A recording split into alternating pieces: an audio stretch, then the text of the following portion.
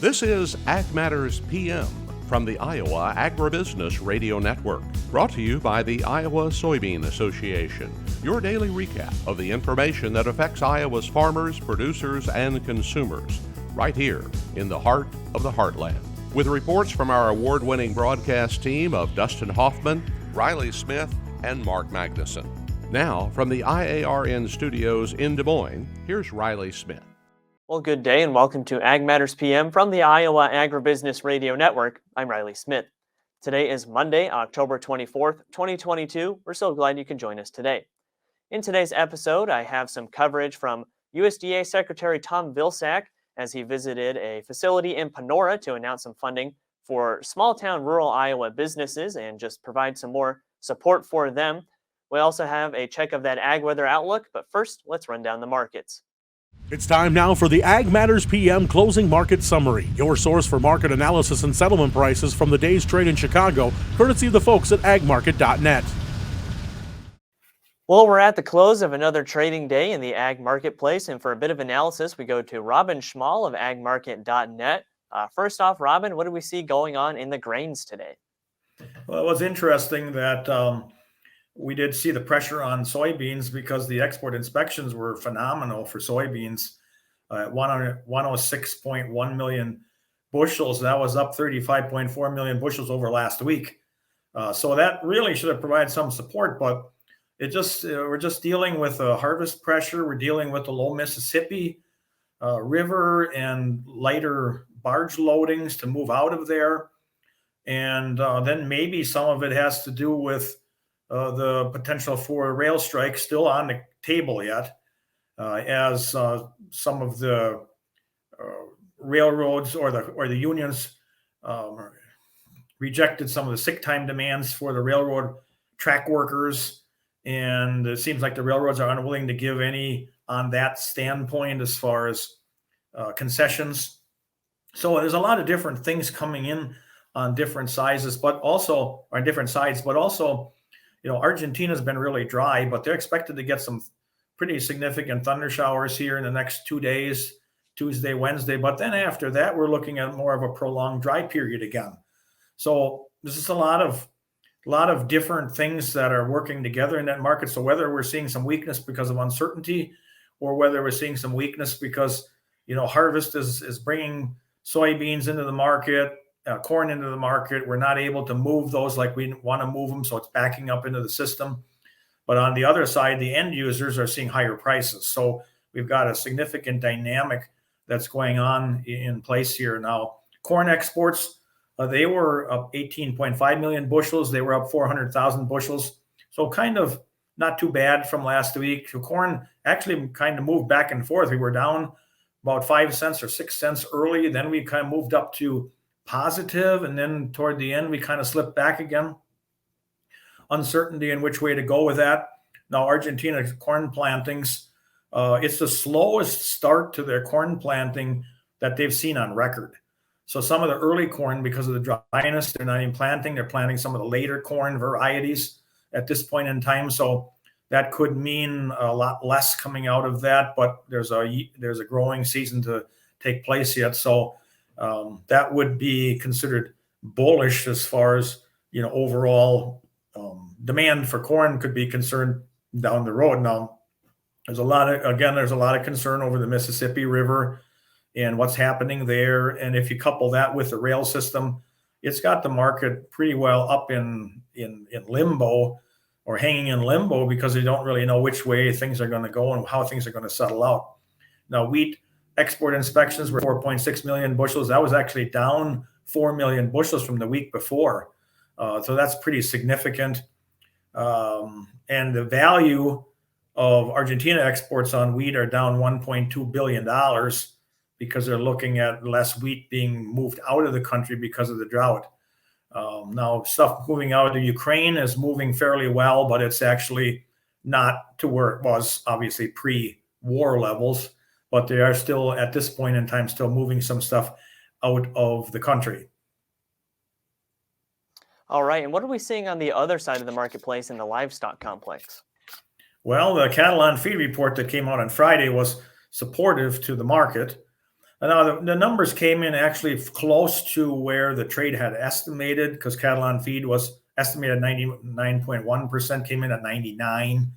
Placements at 96.2 came in at 96, and marketing's 103.9 actually came in at 104. So everything was really close there, but it solidified the bullishness that's been building and anticipated under that market. So finally, placements weren't out of whack relative to what the trade had estimated. So, and we are seeing some more evidence of that, because show lists that were released today in the Kansas, Nebraska, Texas area were down 21,500 head.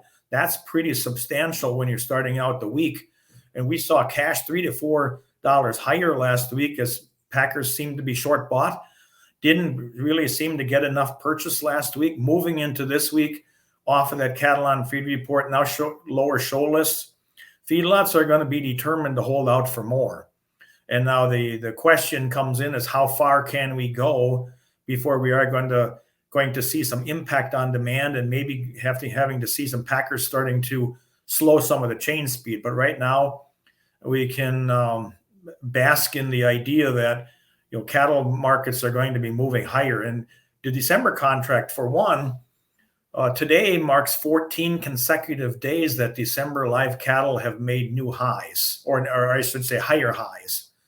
And so that's pretty substantial, as that market turned around quickly. And then moving over to the hog market, we had a banner week last week. We really moved higher. We've actually gained everything back that we lost in late September. We pushed in December to a new high on Friday, but we've fallen back today. Some spread trading was taking place with December hogs down, about $1, over $1, while the other ones didn't see much happening. So we've kind of hit a little bit of maybe some price resistance here, because last week we didn't really follow with cash or cutouts to really push the market as high as it was, but there was just optimism. There was strong slaughter pace that was taking place. And so now the market's taking a little bit of a pause. We're going to see as cash develops. We're anticipating stronger cash Tuesday, Wednesday. Today, we really didn't see much going on. Cutouts were up 72 cents today at the midday report. But the market's taking a breather, trying to assess what we're going to be looking at for cutouts and the direction of cash. At least on Tuesday, Wednesday has been the pattern. But it's been just really incredible to see how that market turned as quickly as it went down and came back up. It's almost like we could have gone to sleep a month ago and woke up today and wouldn't have really seen that there was any real much change in that market. But we've got some strong slaughter pace in hogs.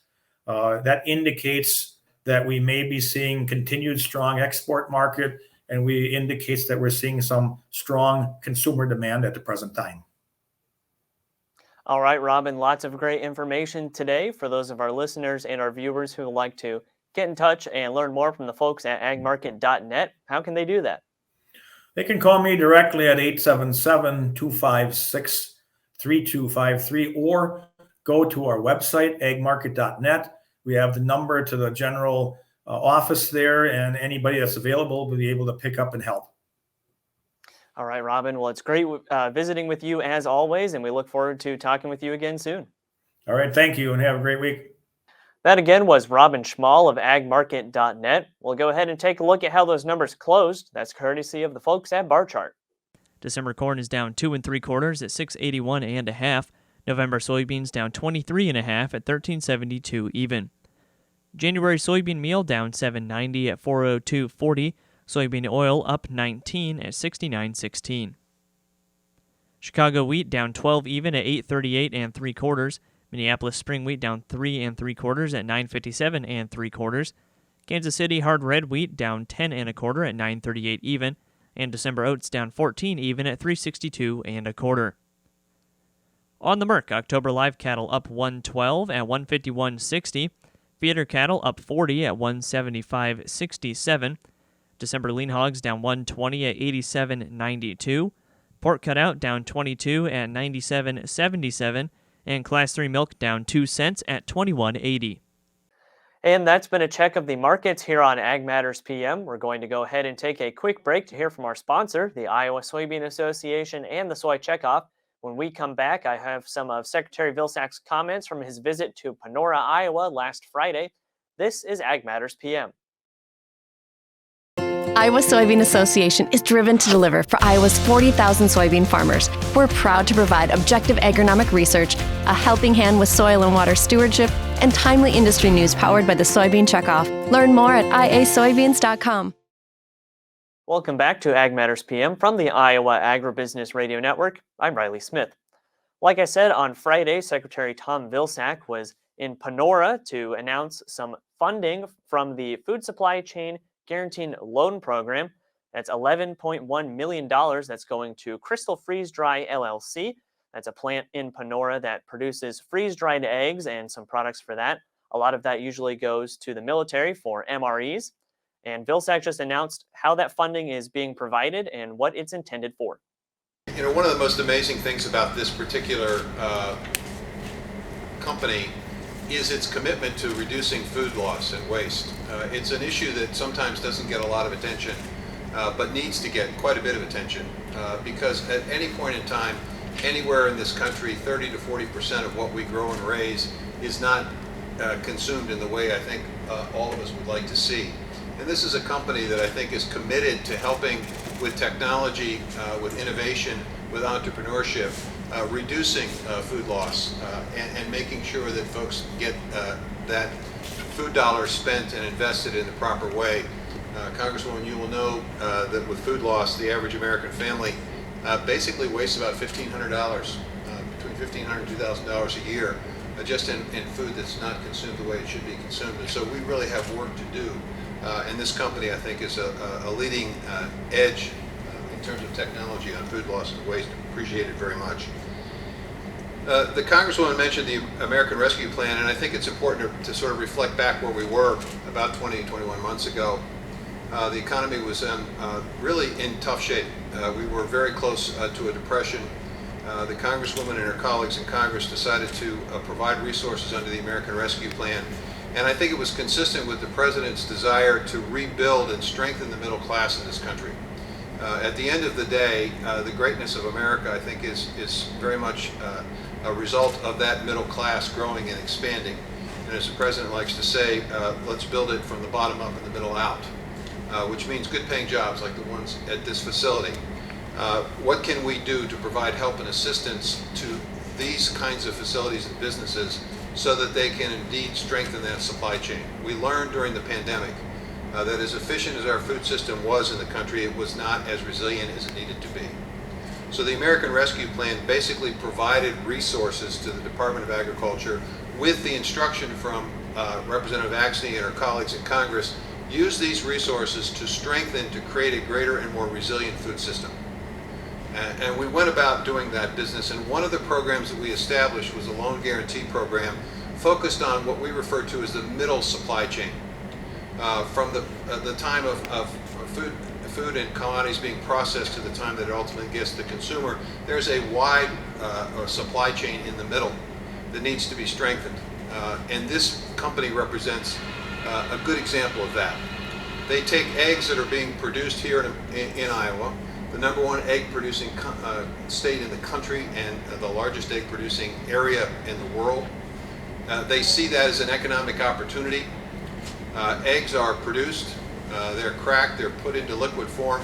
They come to this company, and then this company converts it into freeze-dried product that has longer shelf life, greater nutrition, and less food loss, and also an economic and environmental savings based on the fact that they are using a lower temperature system. Therefore, the utility cost is significantly reduced.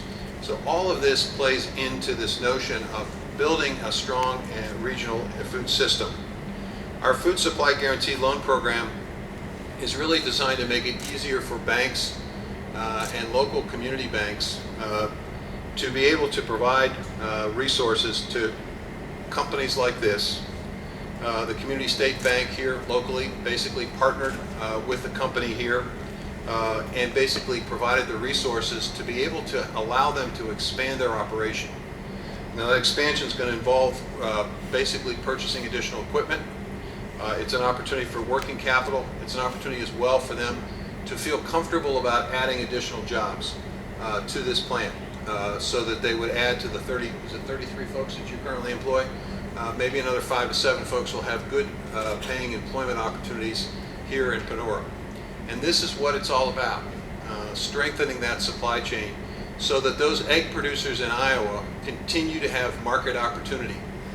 And then our military and now a number of civilian purchasers like Panora will have an opportunity to have a product that has a more sustainable footprint, a more nutritious footprint, and something that they can be proud to be able to serve to their customers.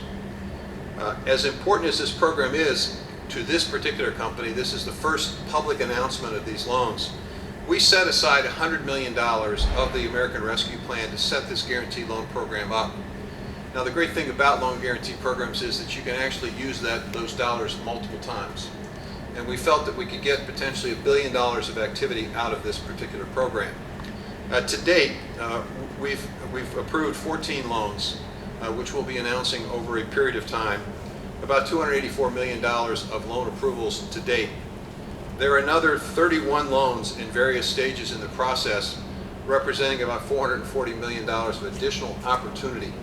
Every one of those dollars creates jobs. Every one of those dollars is going to improve and strengthen the supply chain and provide opportunities like we're providing to this company to purchase equipment, to expand capacity, to hire new people. But that's not the only thing we're doing with the American Rescue Plan resources. And it's important to point out the enormous opportunity that the American Rescue Plan and Cindy Axie's work on it have provided the USDA. It provided us to make that announcement in Council Bluffs last year about processing expansion. And we'll be making a series of announcements, Congresswoman, about specific projects. We got over 300 applications for the first $150 million of that program. And so obviously a little hard work taking a look at all those applications. But we'll be making some announcements here in November, and excited about that. I wouldn't be surprised if Iowa doesn't get an announcement or two. But in addition to that, we also recognize that there are so many processing facilities out there that are very, very small. They were suffering during the pandemic. They were dealing with overtime costs for inspections. And so we've helped 2,800 small processing facilities across the country reduce their inspection costs. Not reducing the inspection, but reducing the cost to the company, allowing them to stay in business. 2,844 plants to be exact. We also developed an intermediary loan program where we're providing grants to entities that will essentially provide resources and capital and loans to these processing facilities who are very small or mid-sized to be able to expand capacity in this country. We have a research and innovation fund, understanding and appreciating that small companies may not be able to do their own research. They'll now be able to tap into this fund and the work that's being done at land-grant universities. And we have a program that's expanding existing meat and poultry facilities that are expanding their market opportunities beyond just selling within the state where they're located, across state boundaries. To be able to do that, they have to encourage and improve their inspection process. That requires resources, and we've provided 266 companies with grants. The point of this is that the American Rescue Plan has given us a tremendous opportunity to strengthen the supply chain. And when you combine that with the infrastructure law that's going to expand opportunities for broadband access, why is that important? Because the ability to market, the ability of a small company to market beyond its geographic area now is directly connected to its ability to have access to high-speed internet. The ability to operate a lot of the equipment here certainly involved. The infrastructure law basically provided resources for us at USDA to help significantly improve broadband high-speed internet access. The opportunity under the Inflation Reduction Act is giving us the opportunity as well to work with local RECs, utility companies, to have them convert from more expensive power production to less expensive renewable power production, which is going to make it easier for companies like this to lower their energy costs and be more sustainable.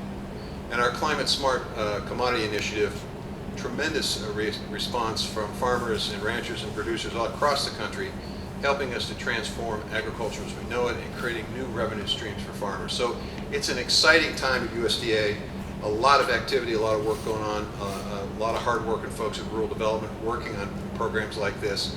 Certainly appreciate the opportunity to be here to showcase the first of what will be many, many, many loan guarantees that we're providing. $11.7 million in this particular loan guarantee that's going to help this company significantly expand its operation and its reach. So it's a great example of entrepreneurship and innovation, and something that I know the Congresswoman and I support. That again was USDA Secretary Tom Vilsack. As for right now, let's go ahead and take a look at that ag weather outlook. Well, today we're getting some of that blessed four-letter word, and that is rain. And of course, we're seeing some cooler temperatures as well, so it's a bit better than the warm temps that we saw, although that was pretty beautiful, but we need some of that moisture to come down and finally provide some relief to the drought that we've been seeing. Now, tomorrow we could see a little more rain and again, cooler temperatures, but those chances for rain should start tapering off. So let's go ahead and take a look at what the National Weather Service has in store for the next 24 hours. As you can see from the National Weather Service, we've got a cooler and wetter weather signal for the time being. Today we have partly sunny to mostly cloudy skies with chances of showers statewide and temperatures falling throughout the day. Those highs ranging from the mid-50s to low 70s. Tonight we'll have rain for much of the state to start the evening, and skies will begin to clear in the west. Lows overnight should range from the low 30s to upper 40s. And tomorrow it'll be mostly sunny in the west and mostly cloudy with lingering showers in the east. Those highs ranging from the low to upper 50s. And taking a look at the affiliate weather map, as you can see for tomorrow, Cherokee will be sunny with a high of 57. Shenandoah sunny and 58. Des Moines clear skies and sunny with a high of 55. Waterloo mostly cloudy with a high of 53. Albia partly sunny, high of 53. And Clinton will be cloudy with some showers and a high of 52. For more detailed forecasts in your part of the state, make sure to check in with your local Iowa Agribusiness Radio Network affiliate. And that's been a check of the Ag Weather Outlook, and that also brings us to the end of this episode of Ag Matters PM. You can find all of our content on our website at iowaagnet.com. You can also follow us on social media at Facebook, Twitter, TikTok, and LinkedIn. And you can find all of our video content as well as previous episodes of AM/PM on our YouTube channel. So make sure you subscribe and hit the notification bell to see when those videos go live. Don't forget as well our free Twice Daily Market podcast on Apple, Amazon, Google, Spotify, and Podbean. From the IARN studios in Des Moines, I'm Riley Smith. On behalf of Dustin Huffman and Mark Magnuson, we thank you for watching. This has been Ag Matters PM.